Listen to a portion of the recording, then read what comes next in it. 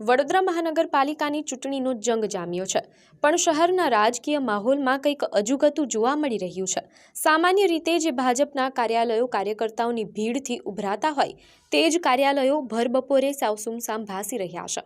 સવાલ એ થાય છે કે શું આ માત્ર આકાશમાંથી વરસી રહેલી કાળઝાળ ગરમીનો પ્રકોપ છે કે પછી તેની પાછળ કોઈ બીજું કારણ છુપાયેલું છે। એક તરફ સૂરજના આકરા તેવર છે તો બીજી તરફ પ્રચાર દરમિયાન ભાજપના ઉમેદવારોને જનતાના વિરોધનો કડવો અનુભવ પણ થઈ રહ્યો છે। આ સુમસામ કાર્યાલયો અને પ્રચારમાં જનતાની નારાજગી અનેક સવાલો ઊભા કરે છે। શું આ કાર્યકર્તાઓની નિરુત્સાહતા છે કે પછી મતદારોની નીરસતા? જો કે સાંજ પડતાની સાથે જ કાર્યાલયો પર થોડી ચહલપહલ તો વધે છે, પણ બપોરના સન્નાટાએ રાજકીય આલમમાં ચર્ચા જગાવી છે। શું સાંજની આ રોનક ચૂંટણીના પરિણામોમાં બદલાશે કે પછી બપોરની આ શાંતિ કોઈ મોટા તોફાન પહેલાના સંકેત છે? તે તો હવે સમય જ બતાવશે।